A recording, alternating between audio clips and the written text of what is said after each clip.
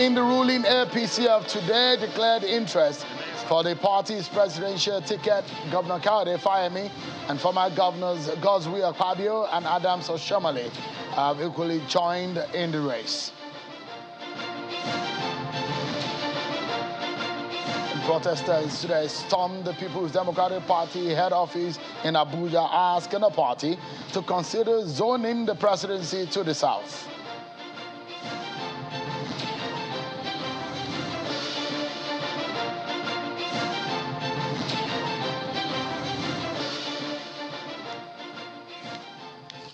A warm welcome to you, everyone, wherever you may be watching across the globe.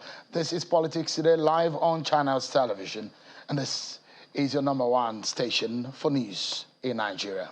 Welcome to the program, everyone. I'm Sean Wakimale. Let's begin tonight by letting you know that dozens of protesters today stormed the headquarters of the People's Democratic Party in Abuja, demanding that the next president comes from the south. The group says its protest is targeted at the two major political parties, the PDP and APC. Take a listen to one of the leaders of the protesters. We are seriously concerned as patriotic Nigerians that just flew to the presidential primaries of your party. The party is here to intimidate Nigerians about its decision, in respect of where it is zoning the presidential ticket to.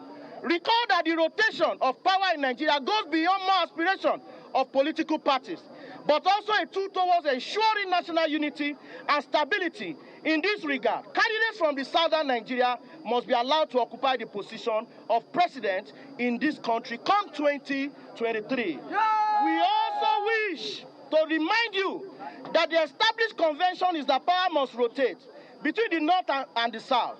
Hence, a president of northern extraction follows that of the southern extraction and vice versa. Any consideration out of this foul play may destabilize the polity. Well, you have some of the protesters there. Well, in a similar vein, this time not a protest, but somewhat a press conference. The Igbo Elders Forum, led by the former governor of Anambra State, Chukwuemeka Ezeife, says the group will disown any son or daughter of Igbo land who promotes presidential aspirants from other regions. The group also says that Igbos will be left with no other choice but to seek citizenship outside Nigeria should they be denied the right to presidency in 2023. If the 2023 presidential election eludes us, that leaves us no choice but to look for ways to survive outside Nigeria. All right, then. More of those kind of conversation will come up about the issues that Nigeria currently faces now. And the fact that we're looking for the leader that will take the nation to the dream. I have a feeling that an average Nigerian has a dream for this country. So who is going to take Nigeria to that dreamland? Well, we check out some of your political roundup stories. And my guest tonight is one of the major presidential aspirants, and we're having that conversation after now.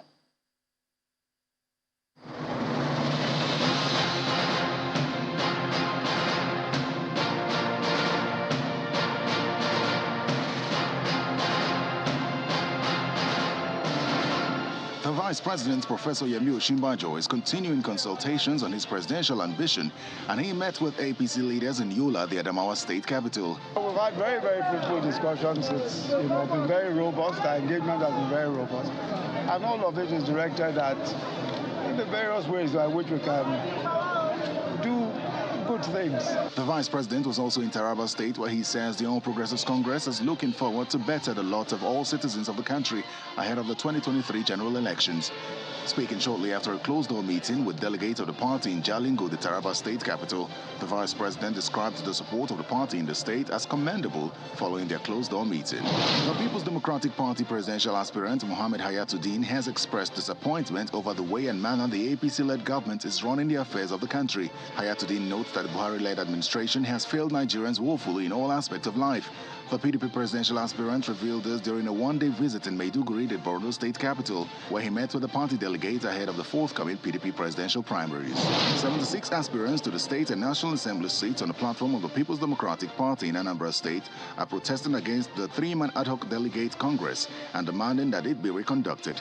The Delegate Congress, which was earlier scheduled for April 30, was postponed to May 1st by the Jibrin Ahmed Committee, but failed to hold when it was discovered that the panel members who came to conduct the exercise could not present the original result sheet.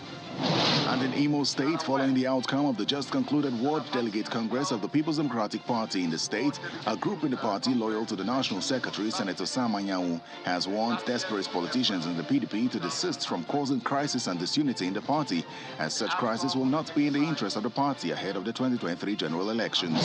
Some members of the All Progressives Congress APC in Ebonyi State are in disagreement with Governor Dave Umahi over what they described as his attempts to push out foundation members from decisions made on behalf of the party in the state and imposition of candidates. The governor continued to deploy the handful of persons he brought into APC in virtually all positions at the expense of old members that he met in the party. The Deputy Senate President and All Progressives Congress governorship aspirant in Delta State, Senator Ovie Omoagege, is asking members of the public to disregard the misinformation making the rounds that he is the author of the Electoral Act, insisting that the act was enacted by the National Assembly and duly assented to by President Muhammadu Buhari. He was speaking during a consultative meeting with some of his supporters in Ughelli North of Delta State. We're celebrating the passage of the Electoral Act because going forward, no vote will count unless that vote is a product of agitation using the new advanced technology.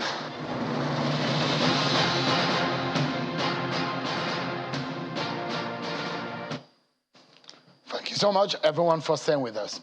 Call it a day of declaration, and perhaps you may have captured it with the right words, because indeed it was declaration galore in the camp of the ruling All Progressives Congress APC.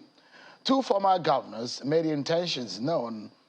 One was in Abuja, the former governor of Edo State and the former chairman of the APC, Adams Oshiomhole, made public his ambition and gave reasons for his interest. And in Ikotepene, in Akwa Ibom State, the Minister of Niger Delta Affairs and former governor of Akwa Ibom State, Godswill Akpabio, attracted a large number of people where he declared his interest to chase the APC presidential ticket at the primaries. Also here in Abuja was the governor of Ekiti State, Kayode Fayemi, who gave an account of his ambition and why he's the right man for the job. Tonight, I'm being joined by that man who has been a two-term chairman of the Governors Forum, a former Minister of Mines and Steel. He was a journalist and operated an underground radio station during the military junta at Radio Kudirat, a war studies scholar. Governor of Ekiti State, Dr. Kayode Fayemi, joins me live here in our Abuja studio. Thank you so much, Your Excellency, for joining us. Sean, thank you for having me. Perhaps bring to a closer my frequent questions to you about your ambition. And each time I ask, you always tell me that I should wait. So from those time and now, what has changed? Was it consultation, or you just changed your mind, or somebody convinced you? No, not really. I've always maintained to you, Sean, that I had a job of work to do in Ekiti State, and that I would like to concentrate on that job. And in the course of those conversations that you and I were having, I was also having a range of consultations with other Nigerians. Some who approached me feeling that I should do this, others who were of a different mind. And I then decided that the best way to do this was to go around and talk to leaders of thought, political leaders, community leaders, traditional rulers, and the electoral body also came up with its timetable, which really made it impossible for me to procrastinate any further. So at that point, I decided that I should extend my consultation to Mr. President and to other party leaders before finally arriving at this decision that was made public today. So you've consulted with the president? Have had conversations with the president. And you told him point blank that you would like to be the next president? You know, for me, the president is a father figure to me. So I've had a range of conversations with the president. It's not necessarily the case that those conversations can be made public, but at all times we've discussed the transition and the role that he would expect people like me to play in the transition after his exit from office. Have you always wanted to be Nigeria's president? For me, running for office is not an ambition. I've always maintained that it's service, it's sacrifice, it's duty.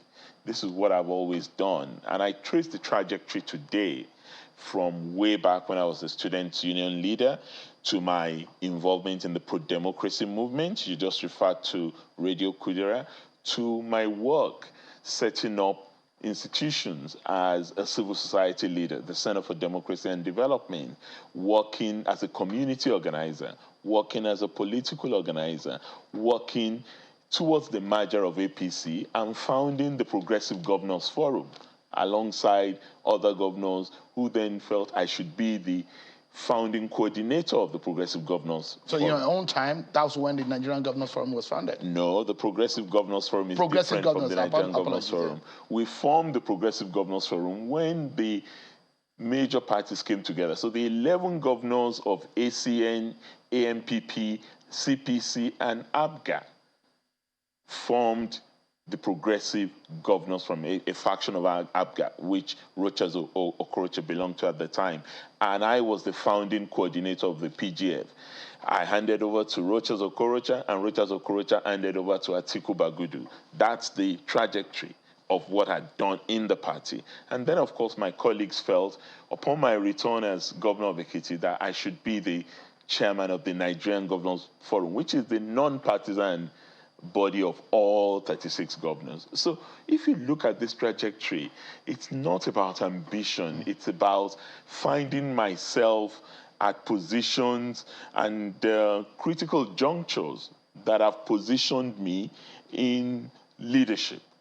So you can't really say I've been out there looking for this position, looking for that position, but I have garnered experience. I've garnered a lot of knowledge in the course of these assignments and duties that I have been saddled with. That would be the way to answer your question. For me, it's not really an ambition. It's a duty, and it's a duty that must be done.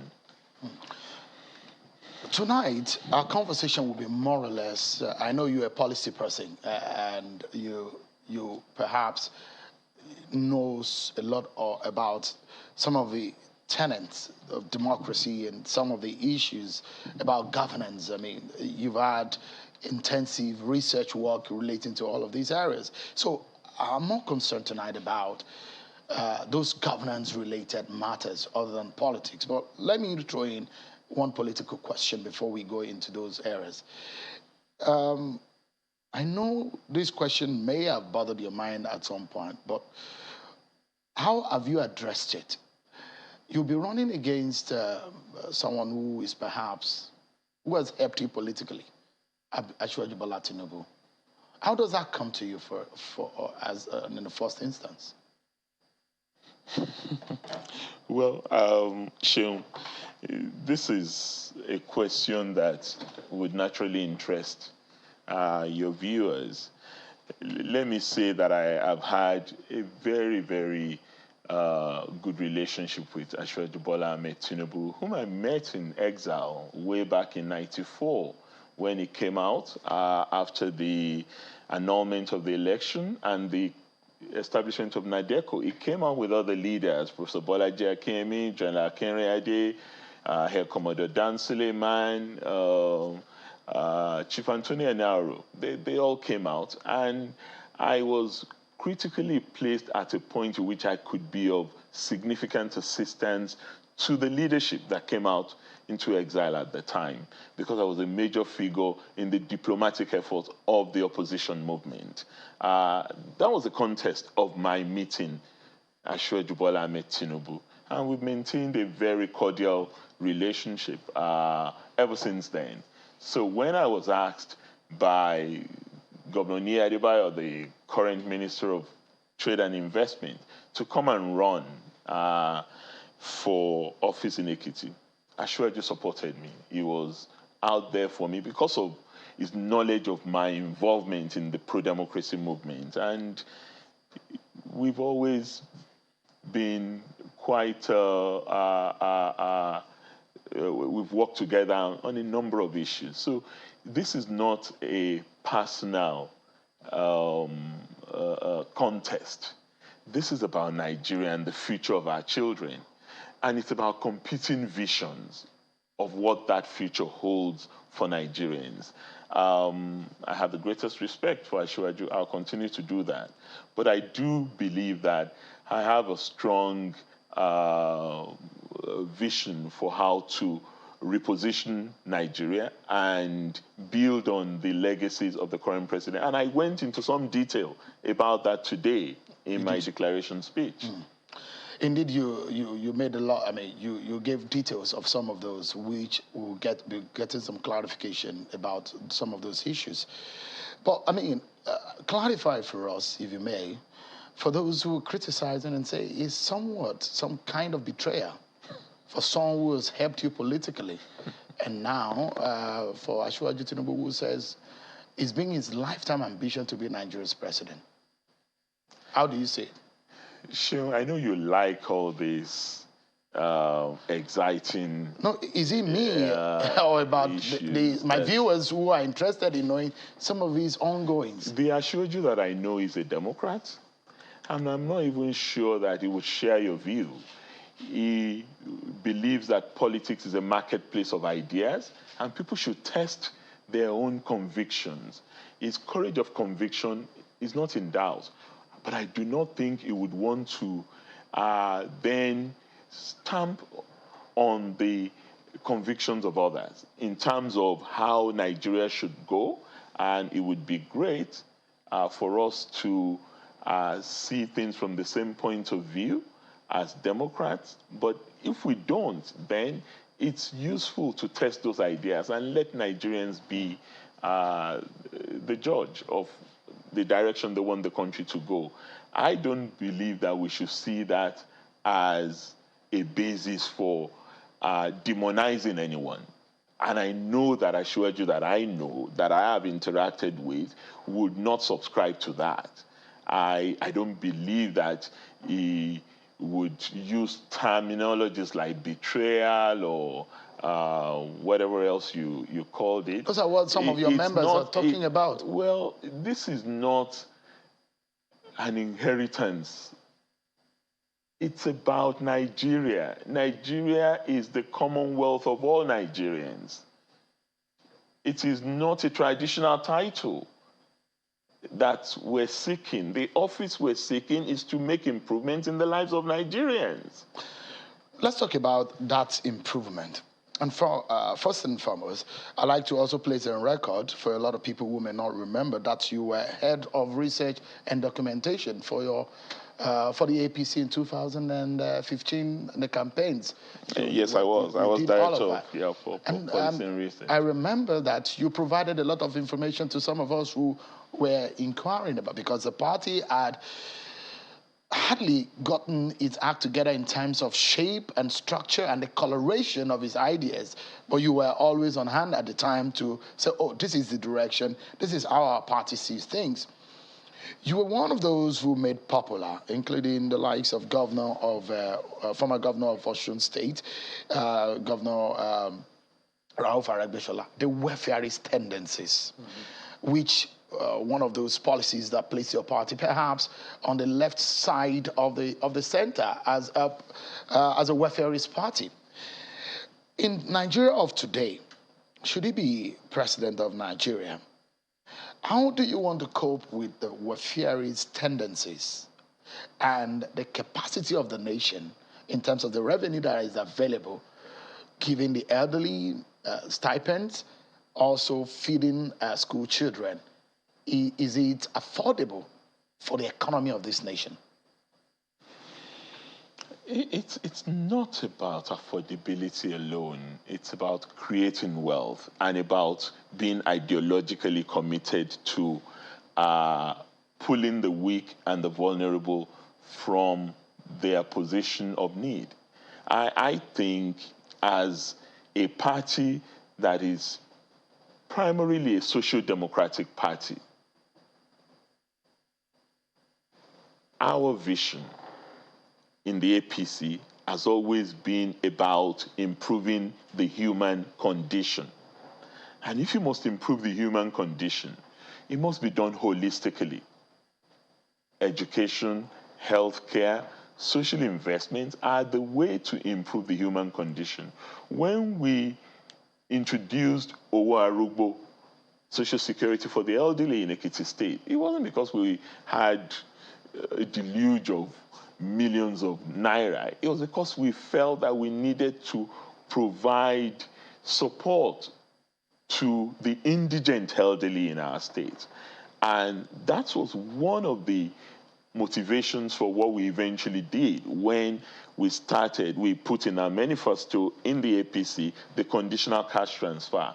And it was modeled after what is known as the Bolsa Familia. If you are aware of the Brazilian Social Security, the largest conditional cash transfer scheme all over the world is run by Brazil, and it started under President Lula. However, in order to be able to make that possible, those who are more fortunate in society also need to step up to the plate. That is where things have fundamentally gone awry in Nigeria.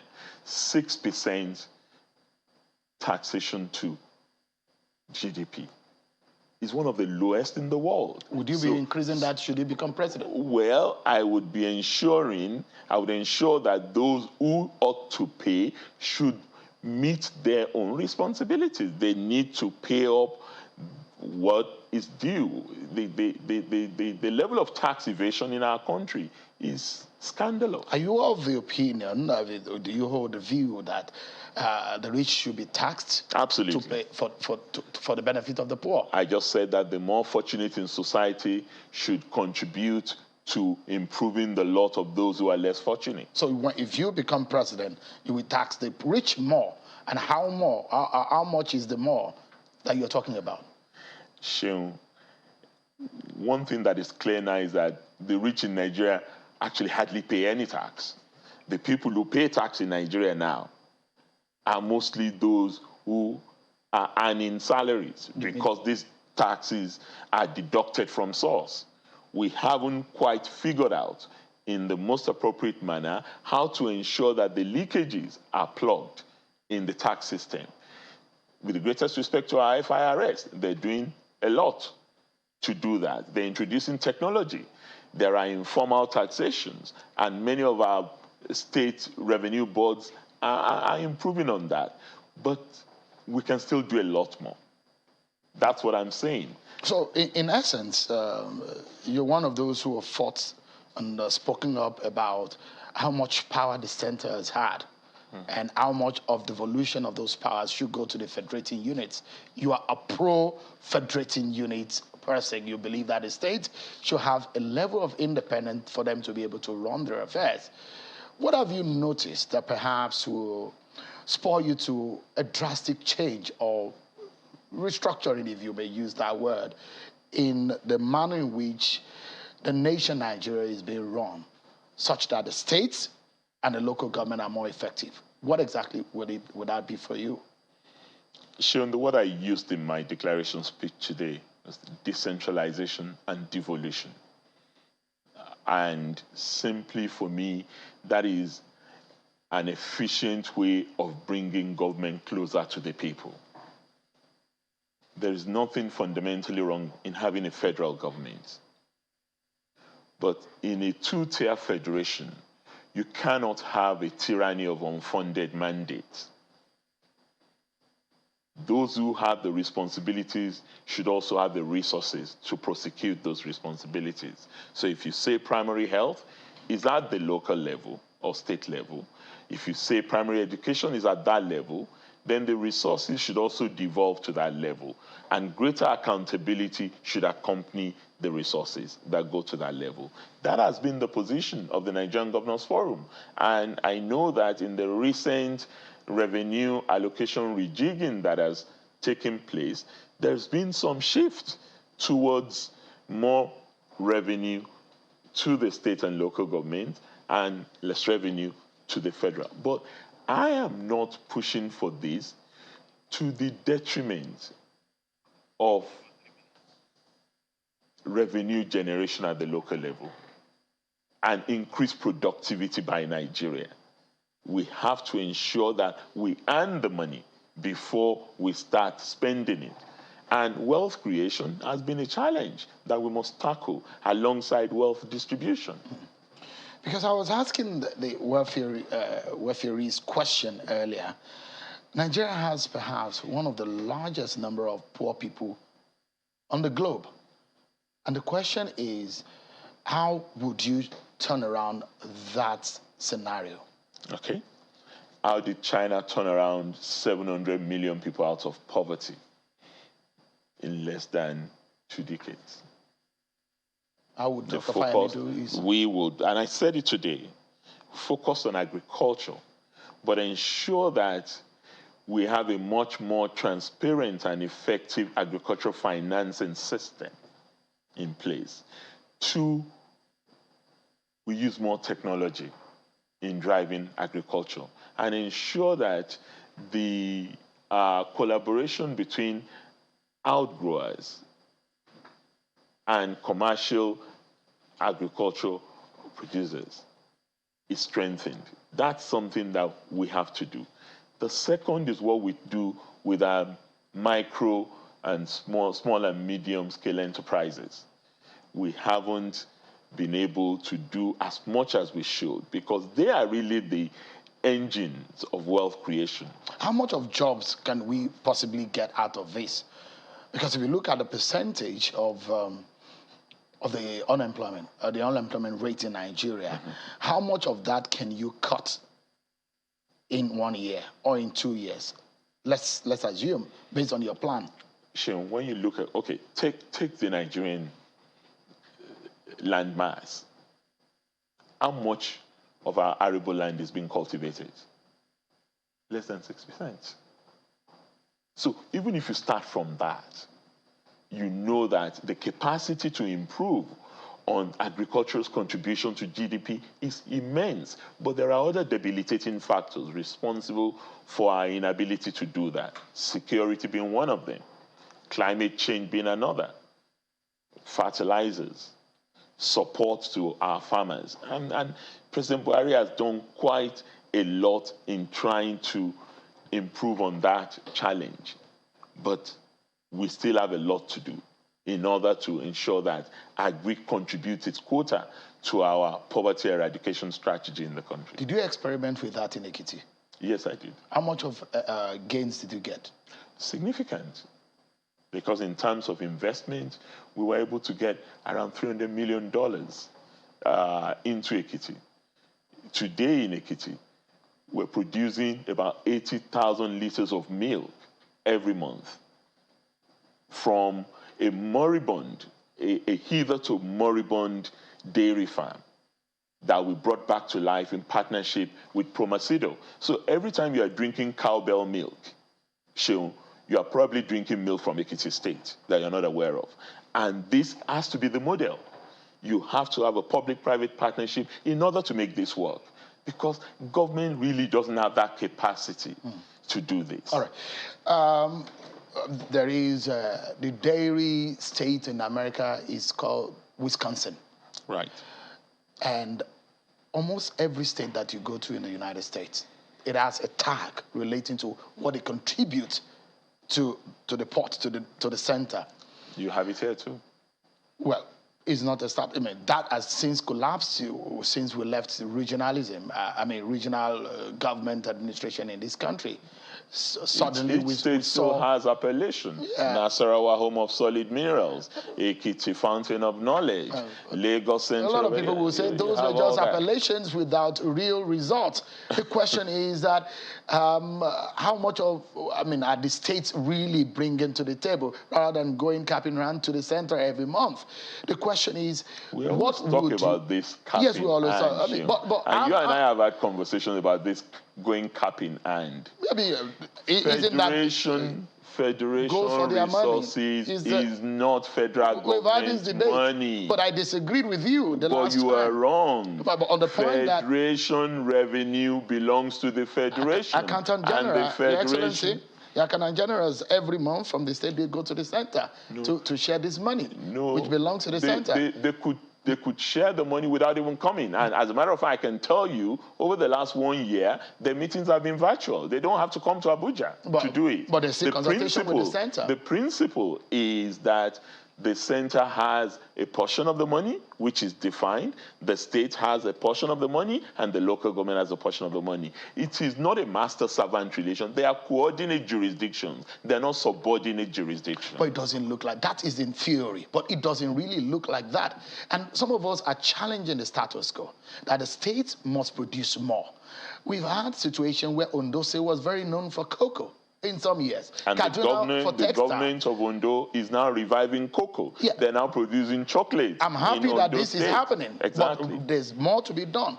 A big question here. I'll be the first to agree with you that there's more to be done. That's why I'm running. That's a big question. and I'm happy that you said, Ekiti State, for example, is producing dairy.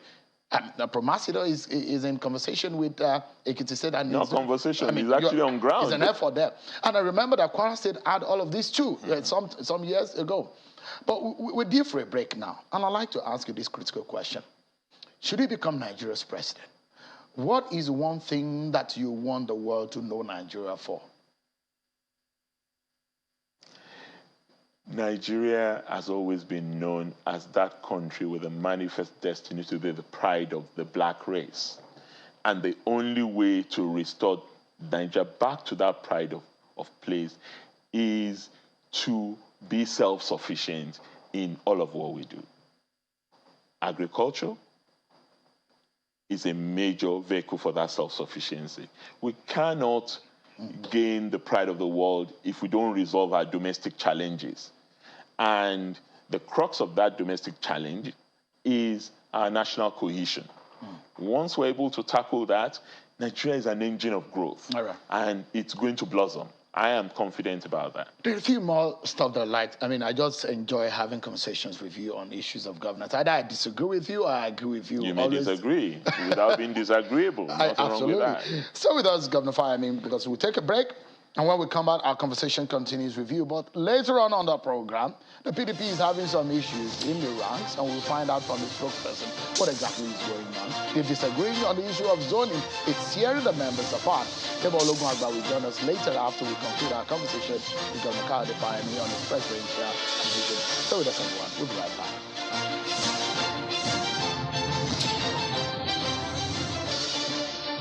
A conversation, everyone, with Governor Kayode Fayemi of Ekiti State, and the presidential aspirant on the platform of the APC continues now. Thank you so much for your time tonight, Your Excellency. Let me shift, because we've been talking about the economy, and we can go on, because what the average Nigerian out there is looking at is not the figures. They're looking at how food can be brought to their table, how they can guarantee food on their table and in their bellies. That's what they're concerned about. Another issue that an average Nigerian will be looking at is security. It's public knowledge that you had your study at your doctoral level in war studies. Yes. The question is, do you subscribe to us getting help, foreign help, international help? Because it does look like some of our problems are evading solutions. And perhaps those who are suggesting mercenaries might be thinking right. Do you think so? Sure, it's very interesting you're asking me this question. I wrote a book in the year 2000, 22 years ago now, titled Mercenaries, an African Security Dilemma. So this is an issue that I've had cause to ruminate over considerably. And the first thing to deal with is that actually in the context of the African Union peace and security architecture, mercenaries are illegal. Well, we've used it one time in this country. Well, we have used it. I'm just telling you what the protocol the protocol is. Many countries have used it. You've had Sandline, you've had all manner of private security companies. That's the euphemism for mercenaries in Sierra Leone, in Liberia, in a number of other countries. And actually, President Jonathan, towards the tail end of his administration, brought in some private security companies. And there's no doubt that they can be effective. The question has always been about accountability of that security machinery. At least the Nigerian military, we know that there is democratic control and oversight. It's a different matter whether it is effectively implemented or not, but it's there. We know under a civilian government, a democratic government, you can monitor and hold them accountable for whatever they may have done wrong, human rights violations, abuse, you name it. But I am of two minds about this. Frankly, if we address the question of our force posture, equipment, intelligence, and bring technology to bear, I do not believe that we necessarily require mercenaries to tackle the current problems we have. I spoke this morning at my declaration about this same Nigeria we're talking in 1967-68, moved from being a 10,000 strong military. We only had 10,000 men at the time we were going into the Civil War. But in the space of 1.5 years, by the time that war ended, the military had grown to 250,000 men. If we could do that within that short space of time, there is no reason why we cannot increase the number of our men in the military now. And if recruitment is a problem, there is no reason why we cannot bring back our men who are on reserve. And every military officer who has been demobilized or who has retired is effectively a reservist. All right. Now, so these are things that I think we need to do, and then we need to change the force posture. I was talking about fighting in the savannah, where we have banditry, where we have insurgency. It's mostly savannah plain lands. Yes, there are communities that are farther apart, so you have a lot of ungoverned spaces in between them. So if mercenaries, you have cancelled mercenaries, what about the official model of going towards to countries, to consult countries who can come officially to join bring their army to help us? Because some of your colleagues, governors, have been sharing their frustration. In fact, recently, Governor of Kaduna said was one of those things, bring mercenaries and fight. This came out and I can understand this pain. Yeah. I can understand why Governor Nasir El-Rufai came to that point. All I'm saying is we need to do more with our own military. And unless there are people in our military and in the country who are benefiting from this conflict, these problems are solvable. So, if some of these problems are ideological, so some people believe, would you, as a president, should you be elected, go and meet and find out the people behind some of these issues? Sure. there are two dimensions to this. Even if ultimately all wars end on negotiation table, you need to bring the forces by compulsion, one way or the other, to the negotiating table. Because I've had a guest who said, look, you need to talk to these bandits. That they have their agitation and their reasons are fundamental. I mean, do you think it's sensible to do that? I am not fundamentally opposed to talking. Or negotiation. But negotiation must have a clearly defined purpose. How long can it take you to stem the tide of insecurity in Nigeria should you become president? For example, from May 29, 2023. Sheung, I don't think it's wise for anyone to put a date to these issues, because terrorism, even when you clear the bulk of it, you're still going to have remnants. It's something that once it comes into a society, it can take time. Or you can solve the problem. Oh, the problem is clearly solvable. You understand this problem. I understand you need to have a clear analysis of what the problem is, and then organize the military, particularly, in a way that it can focus its attention on this. And I've talked about use of satellite, use of technology, changing your order of battle to respond to what these bandits are also doing, because they understand. And that's why they come in droves on motorcycles. So you cannot fight them. It's an asymmetrical war. So Nigerians should trust you with that, in that area. You have capacity. I would like to think that I have a network and I have an understanding of what the issues are, but I also know that it's not just a military response that we need, because there are drivers of this insurgency. Right. We need to address the drivers in inequality, youth unemployment, lack of education, in all of those communities. In short, we need a Marshall Plan. All right. This will take a lot of time. But we have just about 60 seconds to close the program. And there is a fundamental problem here in Nigeria, and that's the issue of power, electricity. Yeah. Can you talk about this just in 1 minute? How can we solve the problem of power? What would you do differently from what this present government is doing, but the power situation has not been resolved? I think it's unfortunate that we have had this situation with our power supply, and it's not a problem traceable to the government in office alone. This is a problem that has been there.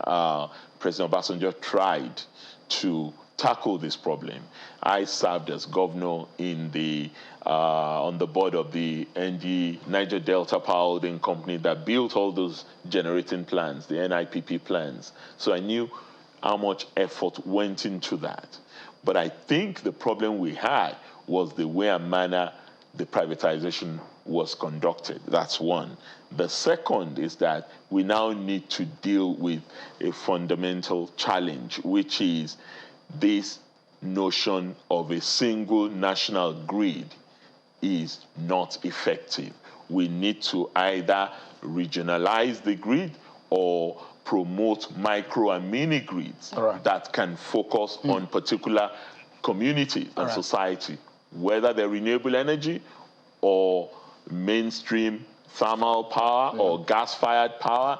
We must get away from a national grid approach. Governor Kayode Fayemi, it's a pleasure talking to you, and I know in the coming days we'll talk more as the day progresses. Thank you so much. It would be my pleasure, and that's why my declaration was organized in a town hall format so that people can ask questions of what I intend to do in office. Thank you so much for coming. Thank you for having me, Sheung.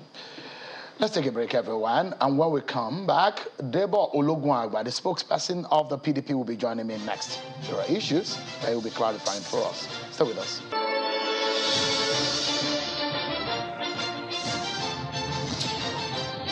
So much, everyone, for staying with us.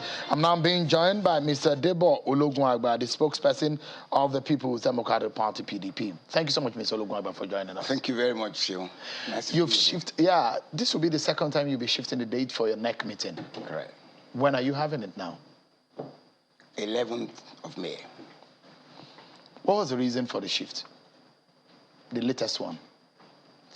Our party is a party of processes. And we're very conscious of the timelines and the processes that we need to go through. We rely on our rules and regulations, and that must be in tandem with the schedule of activities and guidelines by INEC. So as we proceed in the process, what we do is to ensure that we review all our processes and ensure that while respecting our processes and ensuring that every aspirant has a free environment to operate. So that's the basis, basically, why we shifted it to the 11th of May. You know why this is causing a stir? Is because that NEC meeting's main agenda is to discuss zoning. Is that still remains? Does that still remain the agenda? Well, Sean, I'm excited each time I'm before you because you create information that probably I don't have. You seem to know what the agenda will be. I can tell you that could be one of the many agendas that we have, but there are several issues that will be involved, that will be discussed at the NEC. You recall that we'll be going for national convention. Mm-hmm. There are approval to be given. There'll be constitution of committees. These are all NEC issues. The zoning could be one of the several issues that we discuss. Or one of the main issues. Well, that you categorize it as main. But I'm telling you, it's very fundamental for your party right now, is it? And I'd like us to touch on it. Absolutely. There was a protest at your office today. People saying, zone the presidency to the south. Is your party thinking in that direction? Well, I think we need to step back a moment. When you say there's a protest, people are entitled to air their views. Nobody said it was a crime. I said there was a protest. Absolutely. The people were not agitating. It wasn't a crime. It's a legitimate right as members or non-members of your party to go to the street and protest on what they don't really agree on. No, I don't think, if you call it a protest, it means something unusual is happening. What we're saying, they're making a demand, and they're entitled to do that. It's a constitutional right to say, look, this is what we expect, and we hope to. It's a matter of semantics, Mr. Ologunagba. Absolutely. Whether you call it a protest or they go on the street for demands, protest is that people are on the streets and they are demanding something. No. Isn't that the English meaning for us? Well, absolutely. I'm here to learn. I learn that every day from you. I know you're good at that.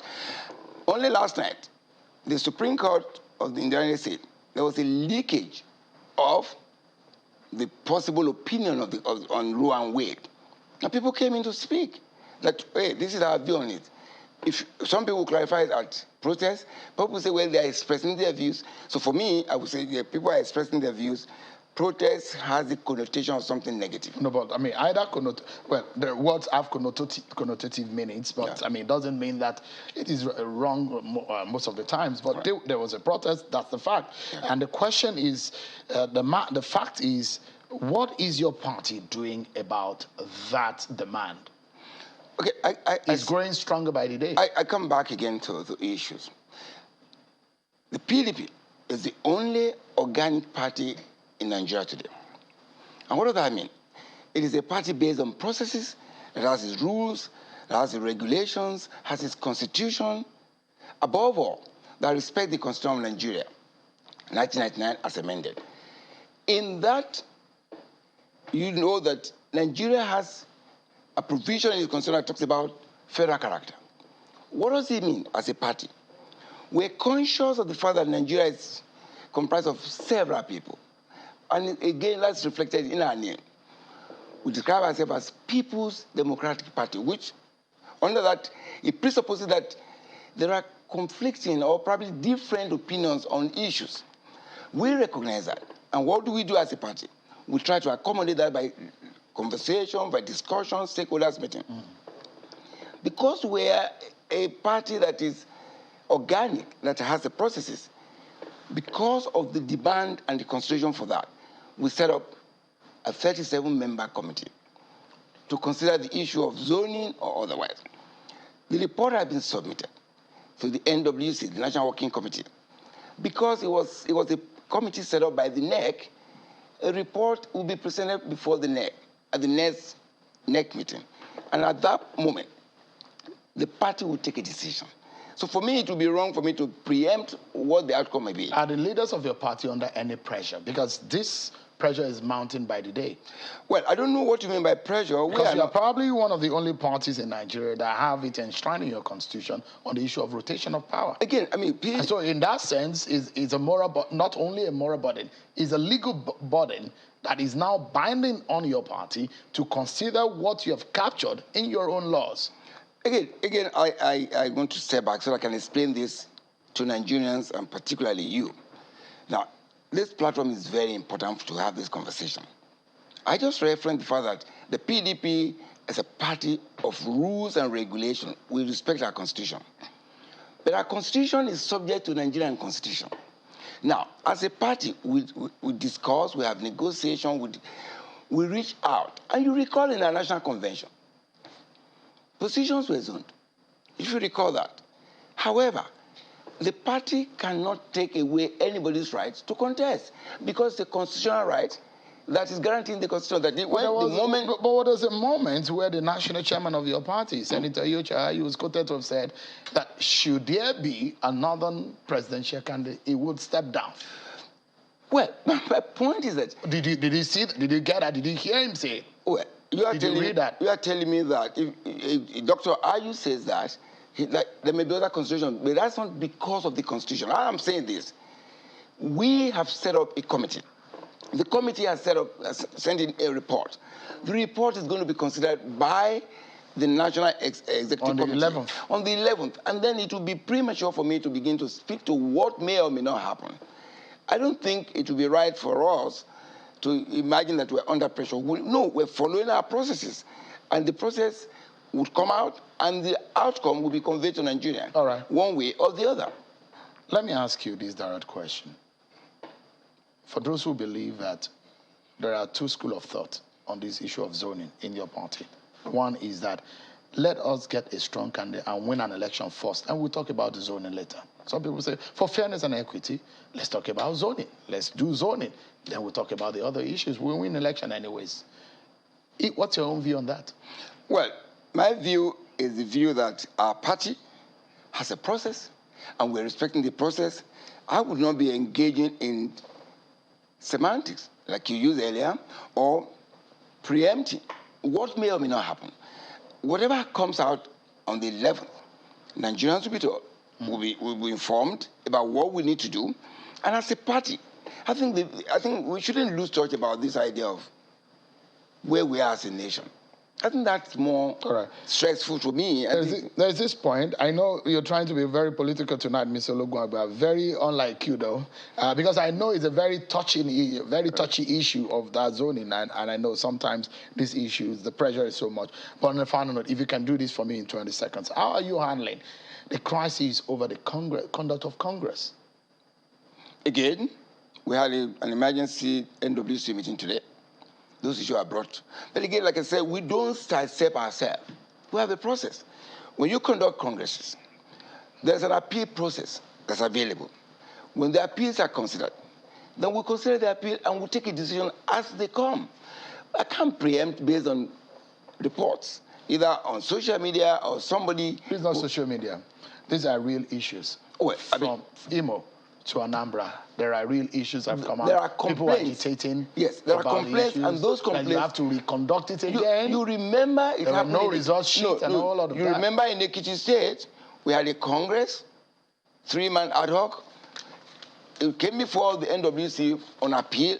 We considered all the issues, and we came to a conclusion that there was merit in those complaints, and we cancelled. Thank you so much. That is the way we'll proceed in our issues. I wish your party the very best. Thank you very much. It's not the easiest time. I mean, an electionary and administration of political parties. Thank you so much, Mr. Debo Olugwagba, the spokesperson of the People's Democratic Party. You need to find time to come talk to us more about some of the ongoings in your party after the next meeting. I thank you very much for this opportunity. I'm looking forward to that because it's important for us to inform Nigerians so that we don't go with misconceptions about what we do and what we don't do. Thank you. We are a party that is ready to help Nigeria, to move Nigeria to the next and unify us as a nation, because that's what we need right now. That's how we do the cuttings on the program tonight. Thank you so much, everyone, for watching. I'm Sean Wakimale. Bye for now.